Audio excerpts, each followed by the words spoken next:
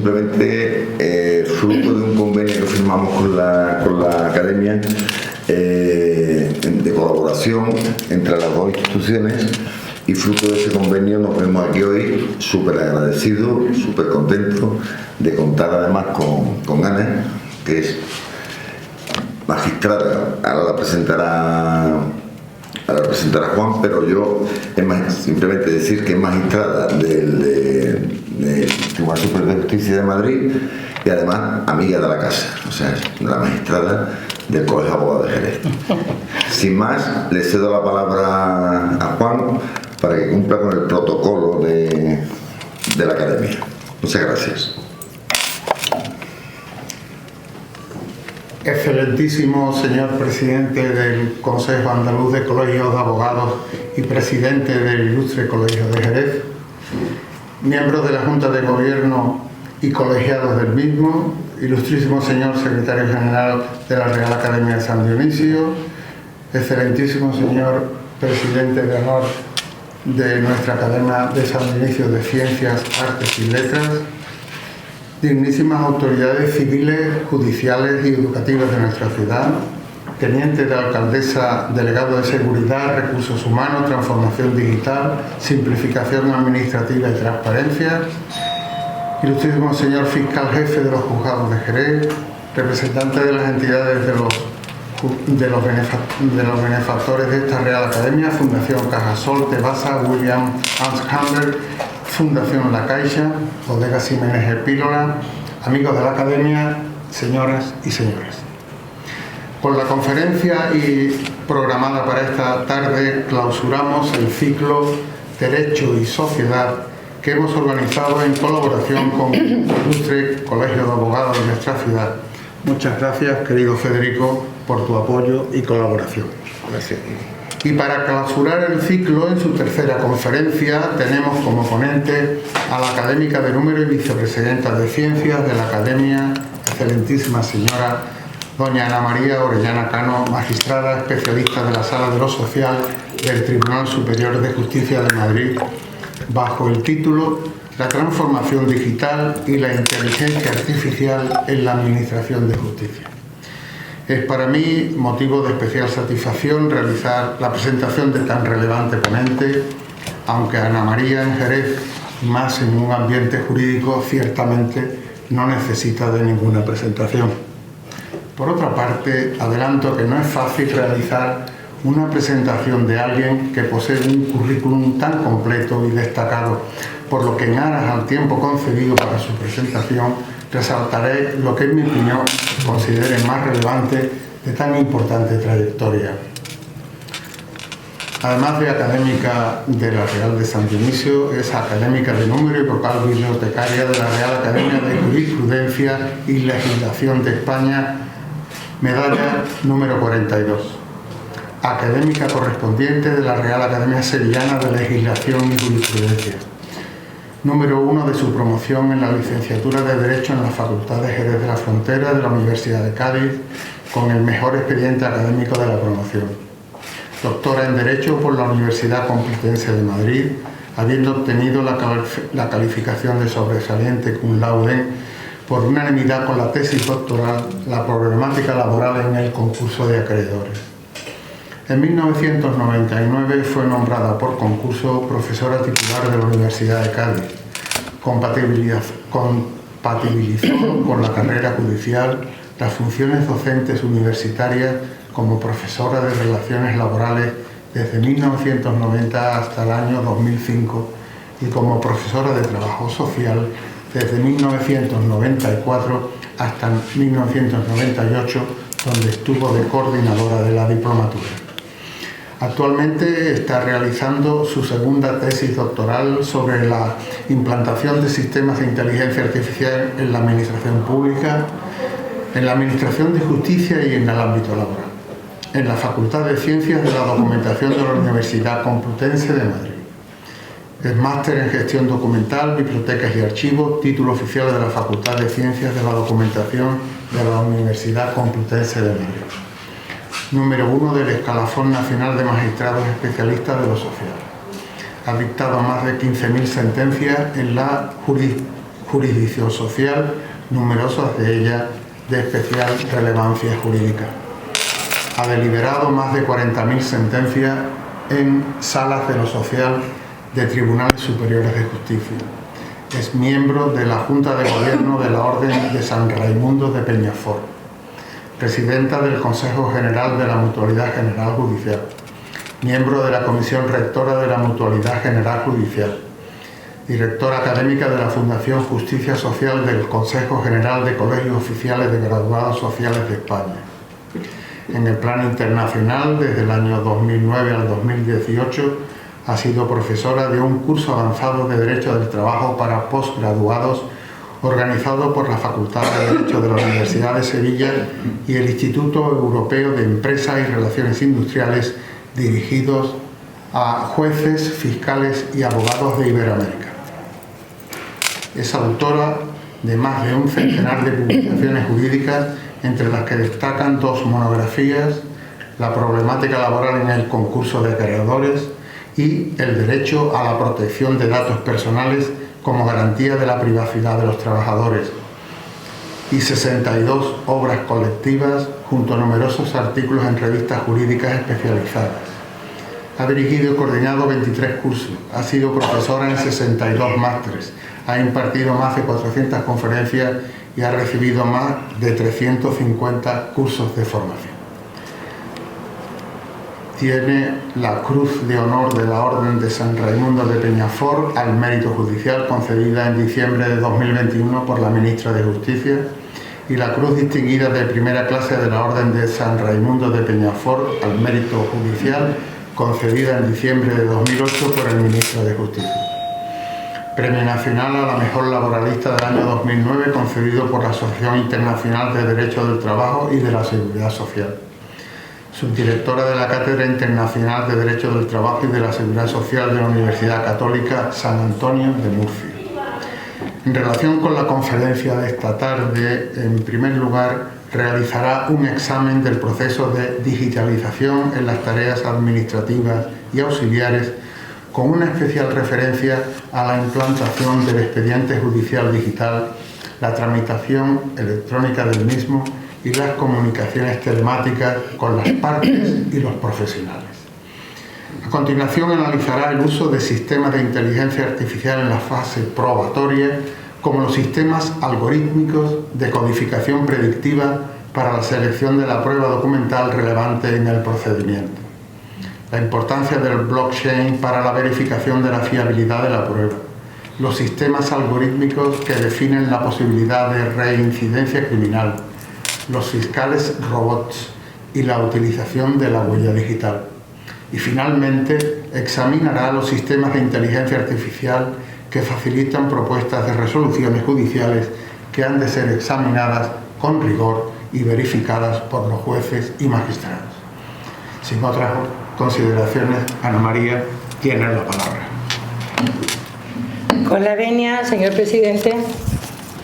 Entonces, muchísimas gracias por las amables palabras de presentación. Excelentísimo señor presidente de la Real Academia de Ciencias, Artes y Letras de San Dionisio, excelentísimo señor decano del Ilustre Colegio de Abogados de Jerez, excelentísimo señor presidente de honor de la Real Academia de las Ciencias, Artes y Letras de San Dionisio, señor secretario general de esta Real Corporación, estimadas e ilustres autoridades, señor teniente de alcaldesa, ilustrísimo señor fiscal jefe de área de Jerez de la Frontera, estimados amigos, es para mí un gran honor intervenir en esta jornada, en esta sesión, fruto de un convenio de colaboración entre la Real Academia a la que pertenezco y el Ilustre Colegio de Abogados de Jerez, al que le tengo también un profundo afecto y cariño. El tema de mi intervención versa sobre la transformación digital y la implantación de sistemas de inteligencia artificial en la Administración de Justicia. Estamos asistiendo a un enorme proceso y único y excepcional en toda la historia de la justicia española de transformación digital con implantación de sistemas de inteligencia artificial.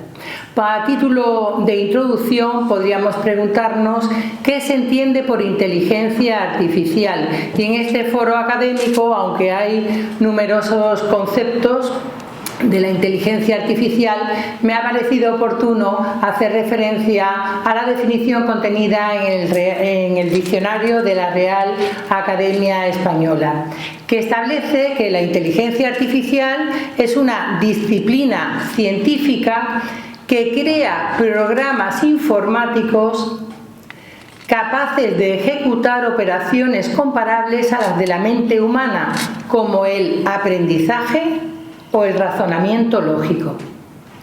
¿Cómo funciona la inteligencia artificial? A través de algoritmos.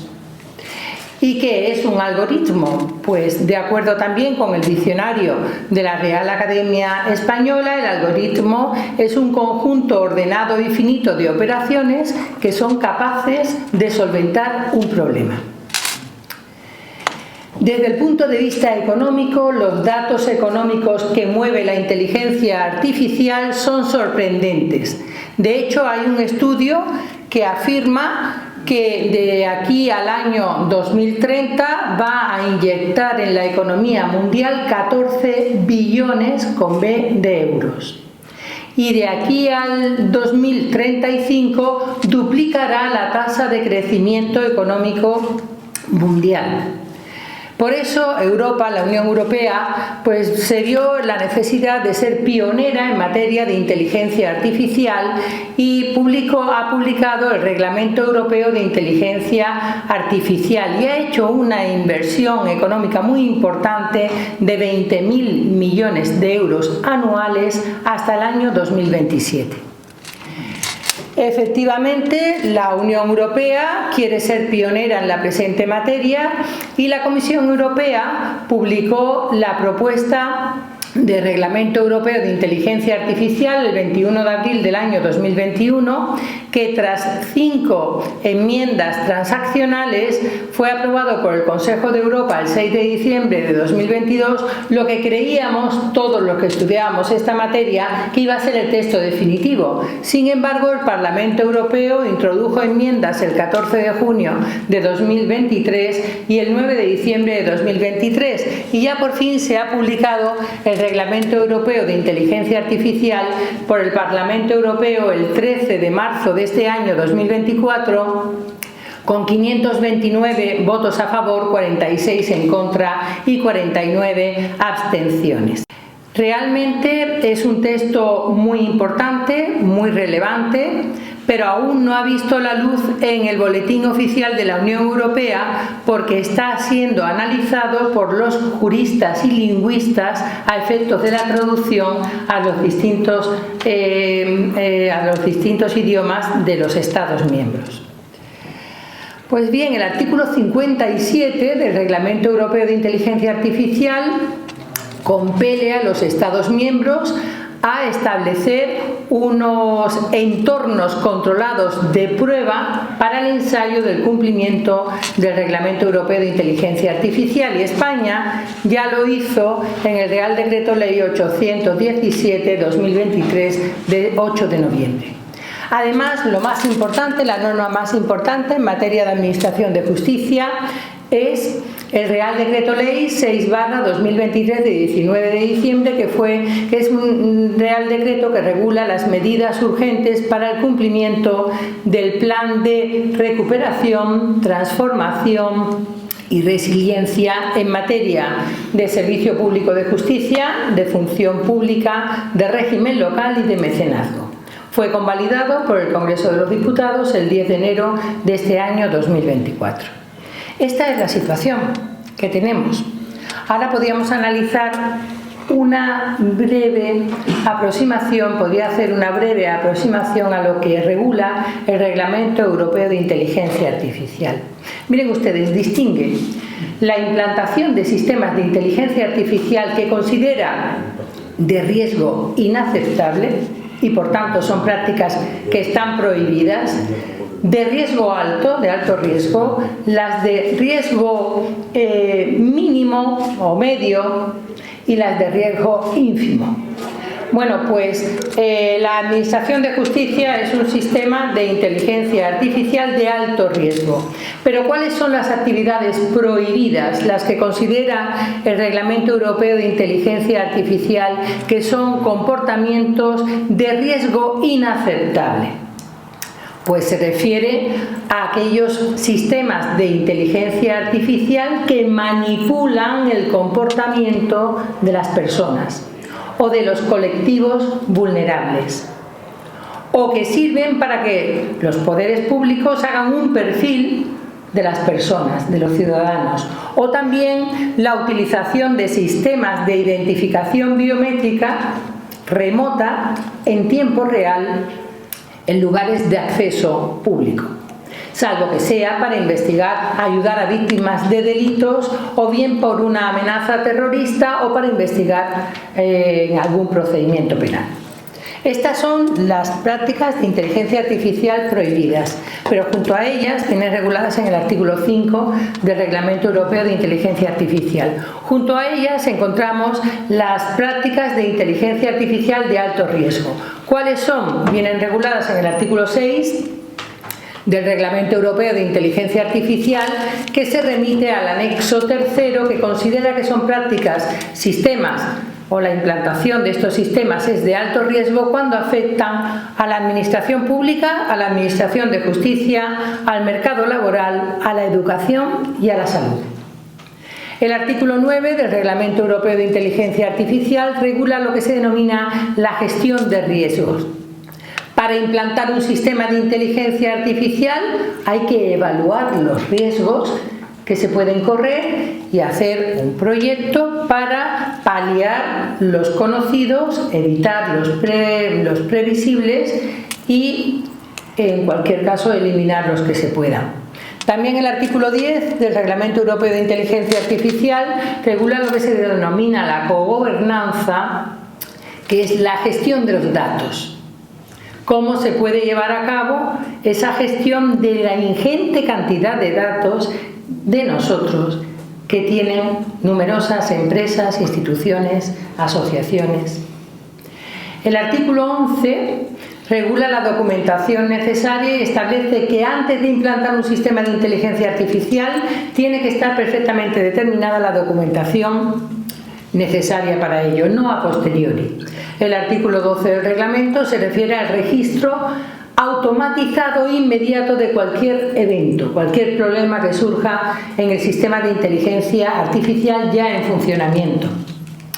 El artículo 13 se refiere a la transparencia de los sistemas de inteligencia artificial.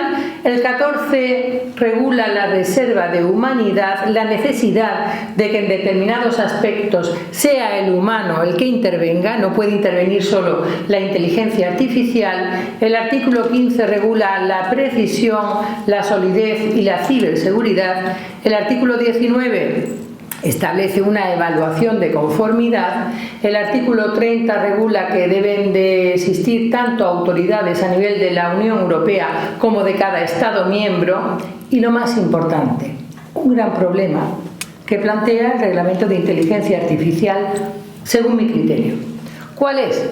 Pues que miren ustedes, tiene unas disposiciones transitorias para la entrada en vigor.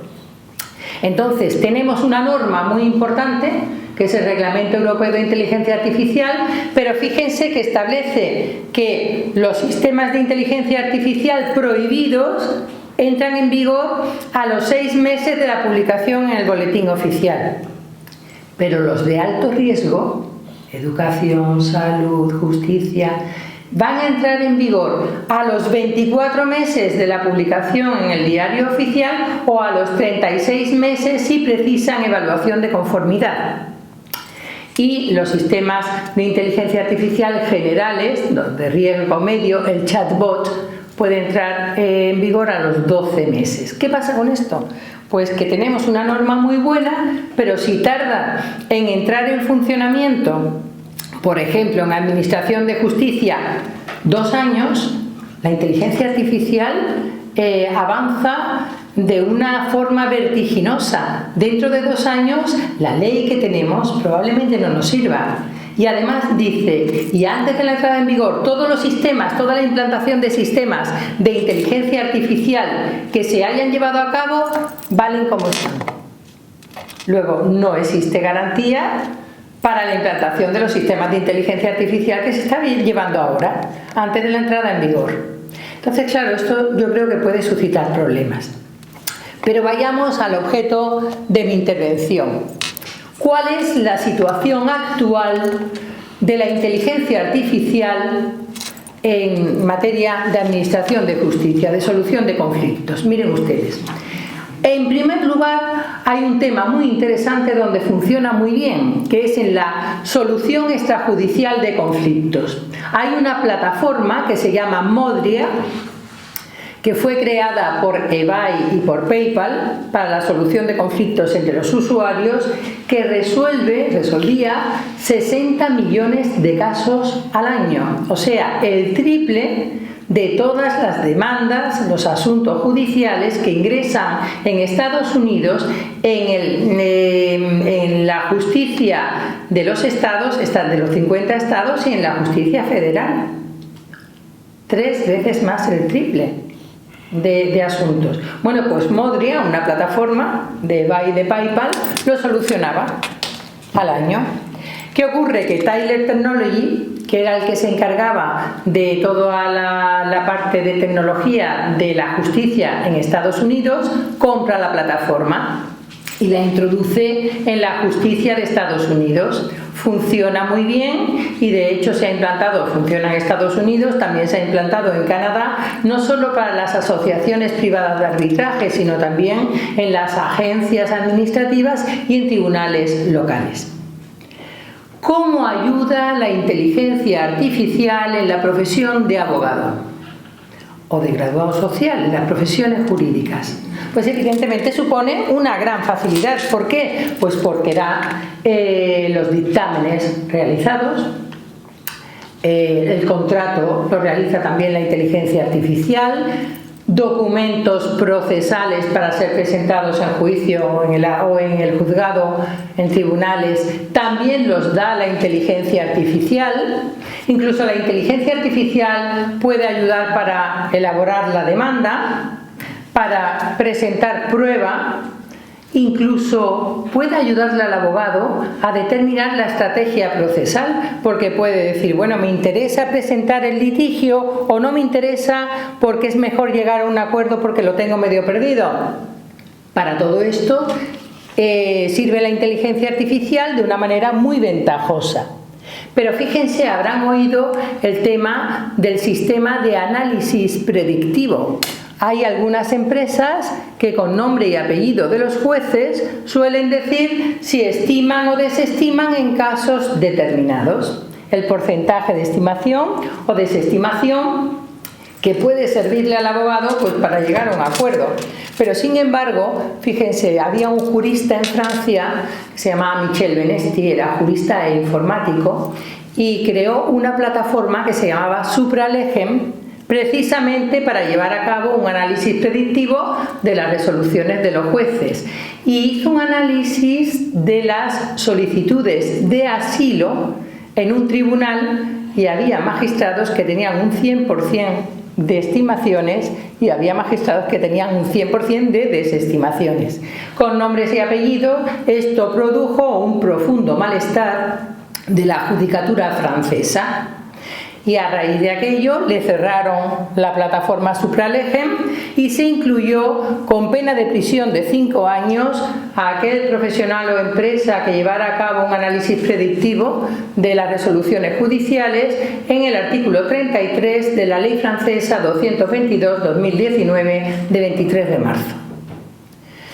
Bueno, pues también vemos cómo se han implantado sistemas de inteligencia artificial en la administración pública. Por ejemplo, el Real Decreto 688/2021 de 5 de agosto modificó el reglamento general de la imposición de sanciones, el procedimiento de imposición de sanciones en el orden social y la liquidación de cuotas a la seguridad social, y establece un proceso automatizado. La inspección de trabajo, con una inmensa cantidad de datos, a través de un proceso de inteligencia artificial puede imponer sanciones, iniciándose el proceso automáticamente y terminando con una resolución automatizada imponiendo la sanción. Solo hay intervención humana si el interesado presenta alegaciones jurídicas de enjundia que sea necesario que la analice un funcionario concreto. Y lo más importante a estos efectos con carácter general es los principios de la Carta Ética de la Comisión Europea de la Eficiencia de la Justicia, la CEPEG, que fueron adoptados el 3 y el 4 de diciembre de 2018 en Estrasburgo en el plenario de la CEPEG. Y estableció esta Carta Ética que la inteligencia artificial, el uso de la inteligencia artificial en la Administración de Justicia debía de cumplir los siguientes principios. El primero, respeto a los derechos humanos, no discriminación. El segundo. Tercer lugar, pues el control y la seguridad. El cuarto, la transparencia, imparcialidad y equidad. Y por último, el control del usuario. Bueno, pues yo para esta intervención he decidido utilizar como estructura de mi exposición lo que sería un procedimiento judicial. Como bien saben, hay labores auxiliares o administrativas, hay la fase de prueba y la fase de decisión. Bueno, pues voy a analizar en primer lugar los principales problemas que se suscitan en relación con las labores auxiliares, las de trámite, las que no necesitan una resolución fundada en derecho. Bueno, pues son tareas auxiliares y administrativas. Son lo que se denomina la transformación digital de la Administración de Justicia sin implantación de sistemas de inteligencia artificial. Ya teníamos un proceso de transformación digital con la Ley 3811 de 5 de julio, que creó el punto de acceso general, la Administración de Justicia a la sede electrónica judicial, el Comité Técnico Estatal de la Administración de Justicia Electrónica, el expediente judicial electrónico, la firma electrónica y las comunicaciones electrónicas. Luego fue desarrollada la ley por el Real Decreto 1065/2015 de 27 de noviembre que creó LESNET. Estuve la semana pasada con la secretaria general del Ministerio de Presidencia, de Relaciones con las Cortes y de Justicia, Transformación Digital. Y me comentaba que hay 100 millones de comunicaciones por LESNET al año. 100 millones de comunicaciones. Bueno, pues esto es en cuanto a lo que son las labores auxiliares y administrativas, pero concretamente ya, ¿cuáles son estas labores auxiliares y administrativas? ¿Se pueden considerar que son de alto riesgo según el Reglamento Europeo de Inteligencia Artificial? Pues no. ¿Por qué? Porque las de alto riesgo son la implantación de sistemas de inteligencia artificial, no las labores auxiliares que se realizan sin incidir en la decisión judicial y como tarea preparatoria para la actividad jurisdiccional. De acuerdo con el artículo 8, solo son de alto riesgo la implantación de sistemas que afectan a la actividad jurisdiccional, pero el 6.3d del Reglamento Europeo de Inteligencia Artificial dice que no lo son si son labores preparatorias y no afectan a la decisión.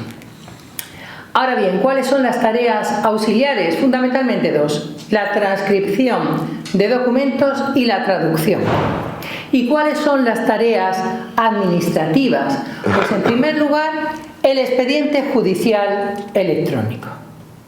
Estamos ya inmersos en el expediente judicial electrónico con carácter obligatorio de conformidad con el artículo 47 del Real Decreto Ley 6/2023. Yo estoy en Madrid, en el Tribunal Superior de Justicia de Madrid, desde el año 2018. Allí funciona el sistema Horus y yo no veo ningún papel. Yo tengo el expediente judicial electrónico, no tengo ni un papel. Todo está en el expediente judicial electrónico. Completamente papel cero. Y funciona muy bien. El sistema Horus funciona perfectamente. Y el sistema de ayuda de informática descuelga, dice, si eres magistrado pulsa 1, pulsas 1 y antes de terminar de pulsar tienes un ingeniero informático en tu despacho. O sea que es fantástico, ¿no? Entonces, el expediente judicial electrónico es obligatorio ya no va a haber traslado de actuaciones, sino puesta a disposición. Y además, fíjense, si ustedes acceden como profesionales al expediente judicial, por ejemplo, en una incapacidad permanente, al expediente de la Seguridad Social, ustedes no van al expediente de la Seguridad Social en el juzgado, sino en la propia sede electrónica de la Seguridad Social. Igual pasa con los atestados, con todo lo de la policía en el ámbito penal.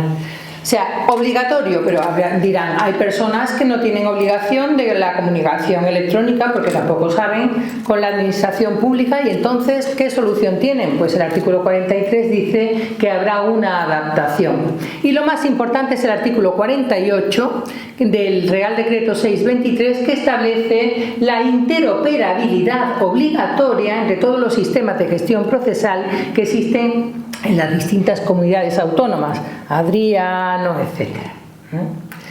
Bueno, pues eso en cuanto a la implantación del expediente judicial electrónico como tarea administrativa, pero también hay la tramitación electrónica del expediente judicial, que es distinto, viene regulado en el artículo 34.1 del Real Decreto Ley 623, y además lo más importante es que si antes jugábamos con el documento, ¿qué es lo importante en la prueba? En el documento tal del ramo de prueba de la parte actora, ya no. Ahora todo está orientado al dato, y por eso cuando se introduce cualquier prueba, por ejemplo, en el expediente judicial electrónico, se utilizan los metadatos y los datos comunes e interoperables. Yo en el máster estudié todo el lenguaje de metadatos y es súper complicado, pero luego se le coge el tranquillo. Me costó al principio, pero luego ahora ya soy capaz de comunicarme con la máquina y que la máquina me entienda, ¿no? Que ya es algo. Bueno, pues se van a utilizar metadatos y datos comunes e interoperables. Y también es importante el tema de las comunicaciones electrónicas. Es un derecho de las partes comunicarse electrónicamente con la Administración de Justicia, artículo 5 del Real Decreto Ley, y el artículo 6 establece que es un derecho de los profesionales. Claro, las personas más vulnerables, mayores, que no tienen conocimientos electrónicos, pues para ello se ha modificado por el párrafo 1 del artículo 103 del Real Decreto Ley 623, el artículo 7 bis de la Ley de Enjuiciamiento Civil, estableciendo que se adaptará el sistema. Y si presentan algún documento en soporte físico, es la propia oficina judicial la que tiene que digitalizarlo e incluirlo en el expediente judicial electrónico. Existe la carpeta Justicia, donde cualquier persona perfectamente identificada con su DNI electrónico, el código PIN, clave, puede acceder a la carpeta y ver su procedimiento, en qué situación se encuentra. Los profesionales pueden realizar el apoderamiento a través de la carpeta Justicia y tienen acceso a la carpeta Justicia de forma fácil y ágil e información completa de todos los procedimientos. Vienen regulados los artículos 13 a 18 del Real Decreto Ley y las comunicaciones electrónicas, que vienen reguladas perfectamente en los artículos 49 a 55 del Real Decreto Ley 6/2023. Bueno, esta es la situación que tenemos en España, pero ¿cómo se ha regulado en Europa? En los organismos de Europa, en justicia europea, o sea, en el Tribunal de Justicia de la Unión Europea. ¿Cómo está llevándose a cabo ese proceso de transformación digital tan importante? Fíjense, me llamó la atención porque la verdad es que es sumamente interesante. Tiene un reconocimiento, tiene máquinas de reconocimiento óptico de caracteres que transcriben al ordenador documentos manuscritos inmediatamente, en tiempo récord. Tienen también un sistema para transcribir en el ordenador, transcribir directamente los vídeos y audios. También tienen un reconocimiento de las voces de los miembros del tribunal para pasar a ordenador inmediatamente las sesiones orales. Fíjense, tienen una base de datos interesantísima que yo utilizo habitualmente, que tiene toda la doctrina judicial del Tribunal de Justicia de la Unión Europea, del Tribunal Europeo de Derechos Humanos, de la Oficina Europea de Patentes y de las legislaciones nacionales de los Estados miembros. El funcionario del Tribunal de Justicia de la Unión Europea puede escribir, teclear en su ordenador en cualquier idioma, porque el ordenador se lo traduce inmediatamente al francés, que es la lengua oficial del TJUE. Y para las partes hay un sistema de WeChat, de chatbot, un sistema de inteligencia artificial de riesgo medio. Pues para las partes les da asesoramiento e incluso en temas procesales les va indicando qué es lo que tienen que hacer. Y para los miembros del TJUE, del Tribunal de Justicia de la Unión Europea, máquinas de inteligencia artificial que le dan propuestas de sentencias. Esa es la transformación digital del TJUE. Pero nada tiene que ver con China. China es pionera en inteligencia artificial. La inversión que hace es enorme. Fíjense, China tiene más de 17.000 tribunales populares y ha creado más cientos y cientos de jueces robots. Inteligencia artificial. El sistema implantado, fíjense, de las Legal Tech, que son las patentes legales, de las 933 que se vendieron en el mundo, Legal Tech, patentes Legal Tech, en el año 2018, más de la mitad las compró China. El presidente del Tribunal Supremo de Shanghái creó el Smart Court, que es una plataforma digital donde el tribunal no tiene sede física, solo tiene sede electrónica.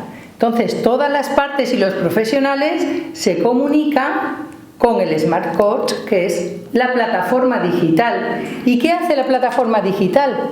Pues se mete uno en un dispositivo, en un ordenador, y a través de desplegables va eligiendo sus opciones. Por ejemplo, le dice, tengo tal problema, porque la máquina entiende el lenguaje natural. No es necesario, le habla a la máquina a uno, tan normal, hay tal problema, tal conflicto, la máquina lo entiende. Y entonces el Smart Court le sirve a la parte o al profesional para decirle las posibilidades de éxito de su pretensión, para orientarle en la estrategia procesal. Después le pregunta si quiere formular demanda. Y si dice que sí, le presenta la demanda ante el tribunal. Presentan pruebas con videoconferencia o documental. En el mismo acto se introduce, se sube el archivo y punto. Y también hay comunicaciones electrónicas. Entonces, no existen tribunales con sede física en China. Todos son plataformas. Todos son plataformas de justicia. Es muy curioso un dato que me gustaría resaltar, porque en época de plena pandemia, marzo de 2020, no se nos olvidará, pues en marzo de 2020 se presentaron 437.000 casos en un tribunal, el Tribunal Supremo de Shanghái de China. 437.000 casos en la plataforma, y en menos de 15 minutos el Smart Court había presentado 314.640 demandas en menos de 15 minutos, que suponen el 72% de los casos. En un mes, el mes de marzo. Bueno, y además, ahora el 1 de diciembre de 2023, pues China ha creado la base de datos de sentencias de inteligencia artificial, porque allí La sentencia la hace la inteligencia artificial, no hay jueces humanos. Bueno, este es el sistema de China para que tengan un poco de idea hasta dónde se puede llegar. ¿Se vulneran derechos fundamentales? Todos. Todos, yo creo que no queda ninguno sin vulnerar, o sea que tranquilos que en la Unión Europea no se puede, ¿vale? Y ahora me gustaría resaltar qué hacen otros países de nuestro entorno, de la Unión Europea, en la legislación interna.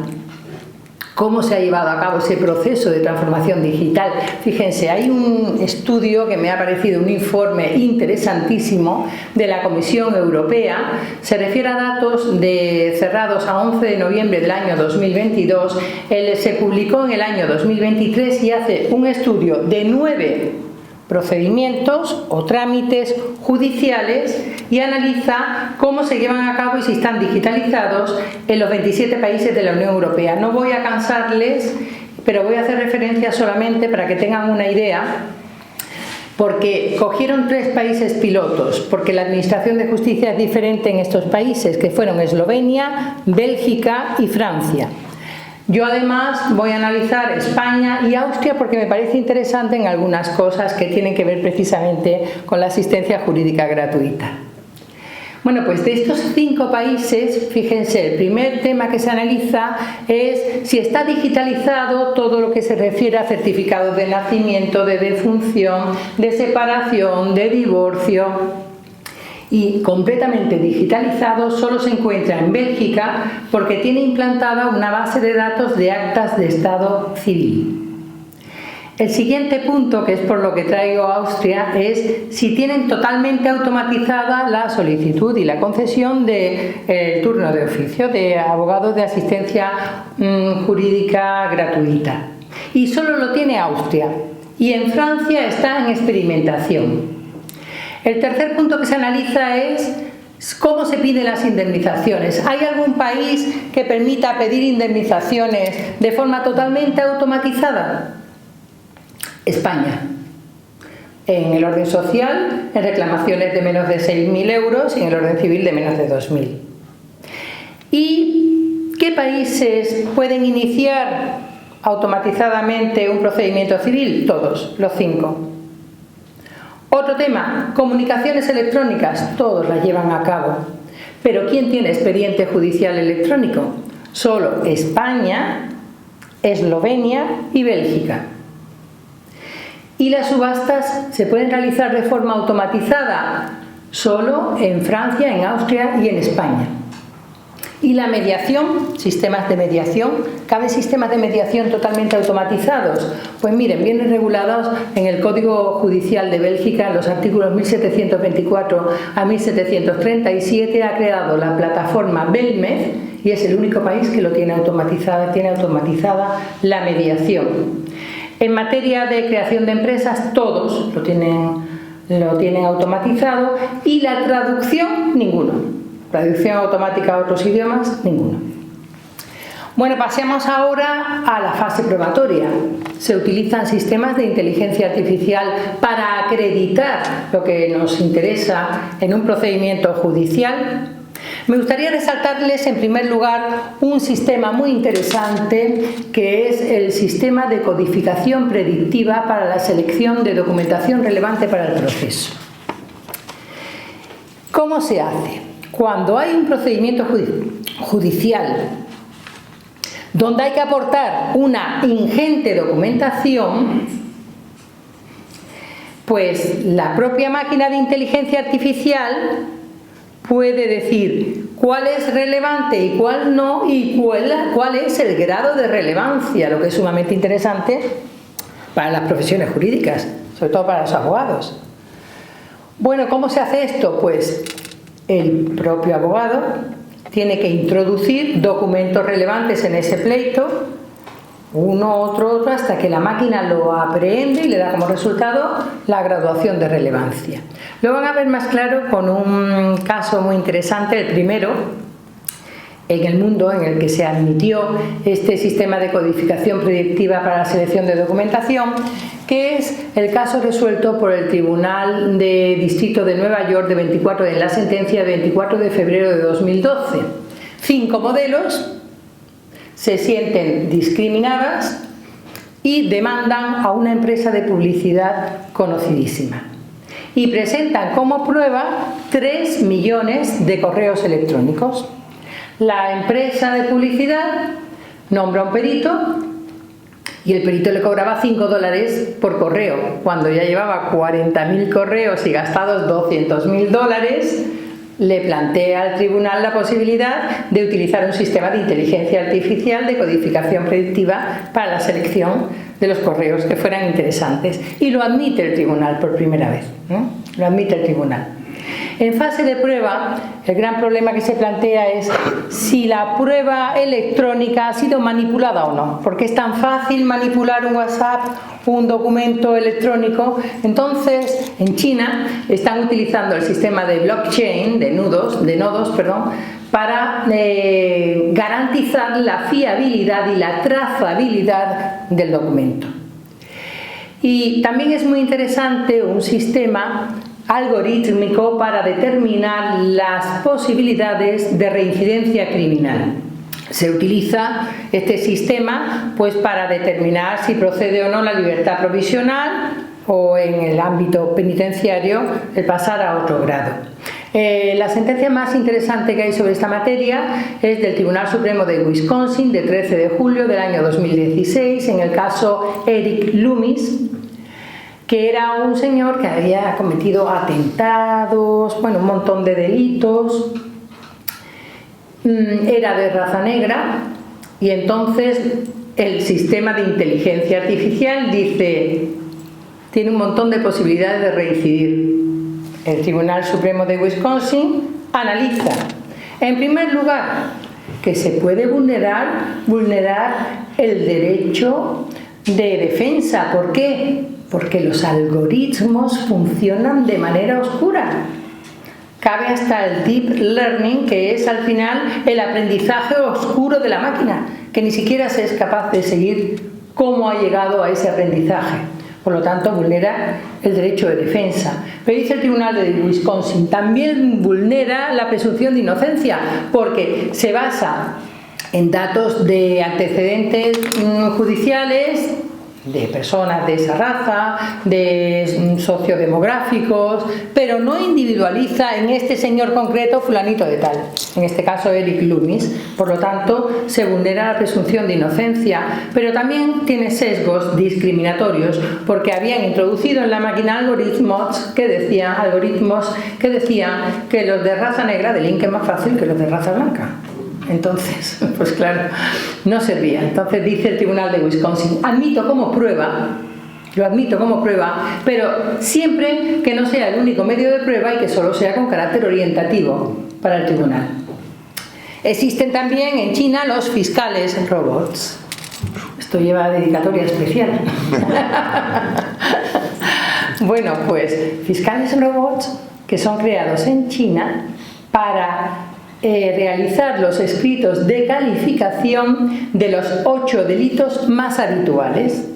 Entonces, con un grado de precisión del 97%, mediante una descripción verbal de los hechos, sale escrito de calificación. ¿Qué ocurre? Se vulneran todos los derechos, porque con una descripción verbal, sin prueba ninguna, ¿cómo se va a emitir un escrito de calificación? Pero eso es China. Y por último, me gustaría resaltar en esta materia que existe también una huella voluntaria o involuntaria que vamos dejando, la huella digital que vamos dejando todos en esa nube, ¿no? Entonces, ¿se puede utilizar la huella digital que voluntaria o involuntariamente dejamos para perseguir delitos?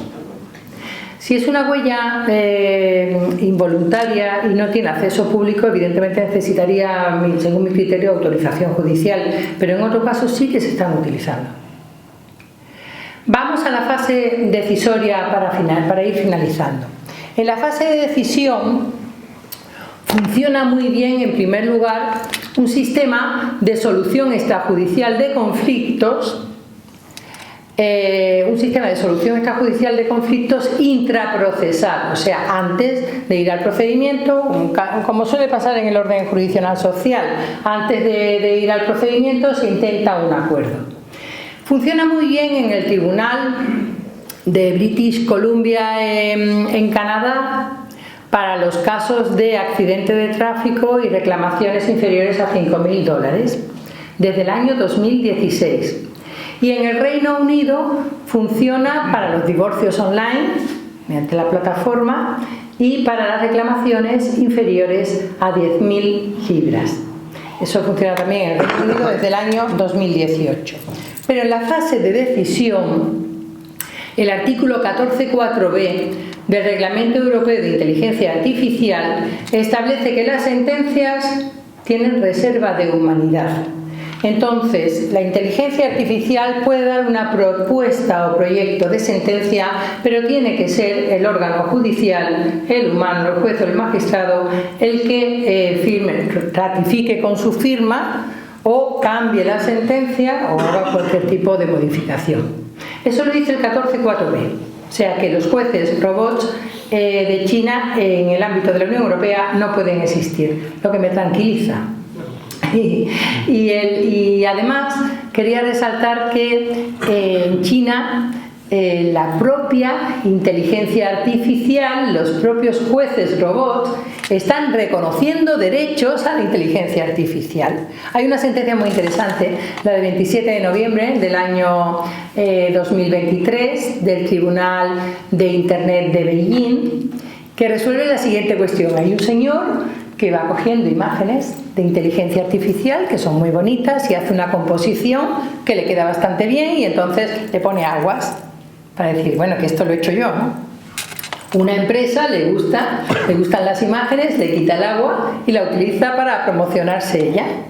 Entonces el señor formula la demanda pidiendo una indemnización y que se reconozca el derecho de propiedad intelectual, y la propia inteligencia artificial dicta la sentencia y le reconoce el derecho de propiedad intelectual sobre el resultado de la inteligencia artificial que había realizado él. Pero bueno, eso no va a ocurrir en España. En Buenos Aires, en la ciudad autónoma de Buenos Aires, existe para decidir el sistema Prometea desde el año 2021, por el cual se da un proyecto de sentencia al órgano judicial. Pero en España lo más importante es que el Real Decreto Ley 6/2023, en el artículo 57, regula lo que se denominan resoluciones asistidas. ¿Para quién? Para fiscales y jueces y magistrados.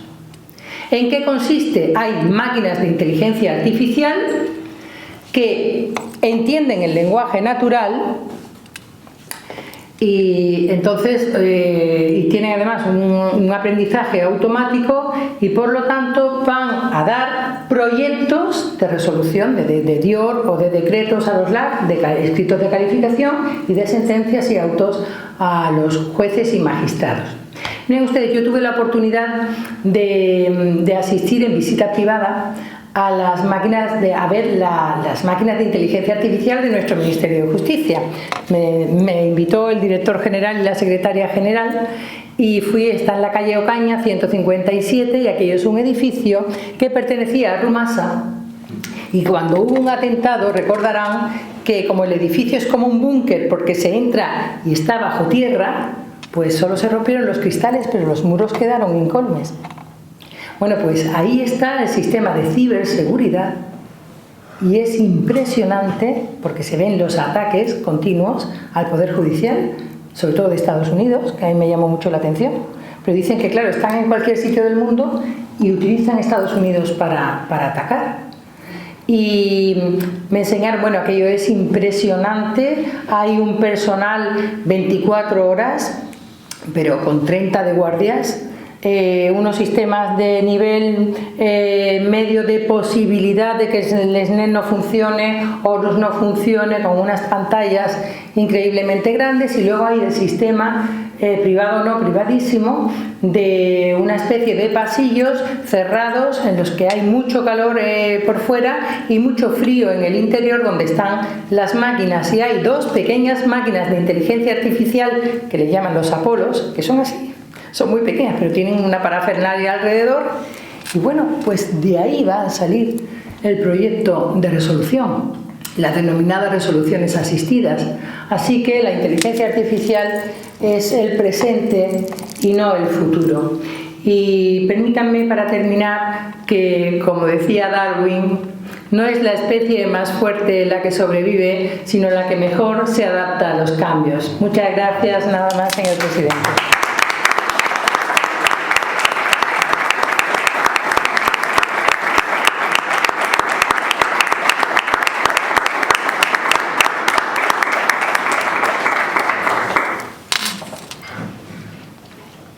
Muchas gracias, excelentísima señora, por tan sabio discurso, tan magnífica exposición y tan profunda al mismo tiempo, porque el tema así lo requiere.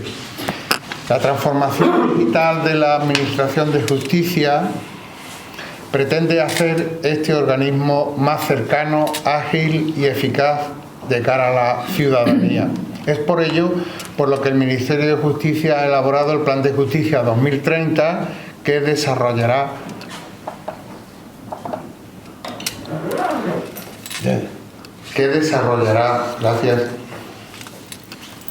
las siguientes actuaciones y proyectos. Mejorar los servicios digitales construyendo unos servicios públicos inclusivos, personalizados, proactivos y de calidad. Disponer de un expediente judicial electrónico sostenible que permita una gestión judicial sostenible, adecuando la previsión de los recursos a las necesidades, ágil, interconectada y ecológica. Facilitar la inmediación digital, República Digital y teletrabajo. Inteligencia artificial y administración de justicia orientada al dato, mediante el desarrollo de diferentes casos de uso que permitan agilizar y automatizar la gestión de asuntos judiciales sin merma de las garantías en materia de protección de datos y ciberseguridad. Modernización de las infraestructuras de sistemas, redes y puestos de usuario y el fomento de los mecanismos de interoperabilidad y ciberseguridad. Y pues muchas de las respuestas de este ambicioso y al tiempo necesario plan las hemos escuchado esta tarde en esta conferencia. Enhorabuena, Ana María, por una excelente disertación. Muchas gracias. Muchas gracias igualmente a todas las autoridades que nos acompañan, a los miembros de la Junta del Ilustre Colegio de Abogados, a los académicos, benefactores y amigos de la Academia y a todos los que nos honran con su presencia, y les comunico que el próximo jueves, día 13 de junio a las 19:30 horas, celebraremos en nuestras instalaciones de calle Consistorio número 13 el concierto de piano In Memoriam de Mariam La Llana Chica, en la que participarán alumnos y profesores del Conservatorio Municipal de Jerez bajo la dirección del ilustrísimo señor don Ángel Horta Rodríguez Pascual, académico de número de nuestra Real Academia. Asimismo, les comunico que el acto de clausura del curso 2023-2024 se celebrará el próximo martes, día 18 de junio, a las 19:30 horas en la sede de la Academia.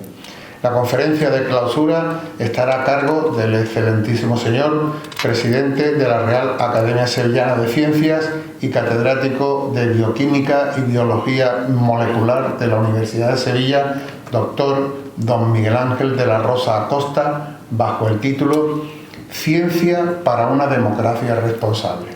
Sin más consideración y con el permiso del presidente del Ilustre Colegio de Abogados, se levanta la sesión.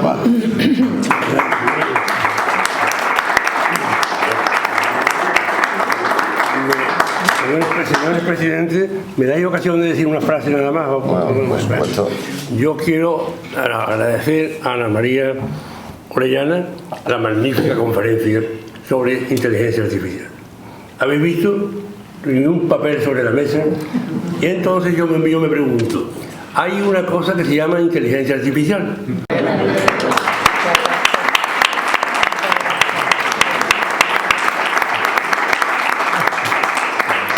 Bueno, reiterar las gracias. Las expectativas eran altas, pero han sido superadas con creces. Gracias a la Academia por habernos dado la oportunidad esta tarde de escuchar a Ana María. y voy a retirar las palabras. La verdad es que escuchándola a ella es necesaria la inteligencia artificial. Nada más, muchísimas gracias a todos y aquí está vuestro colegio. Buenas noches. Muchas gracias.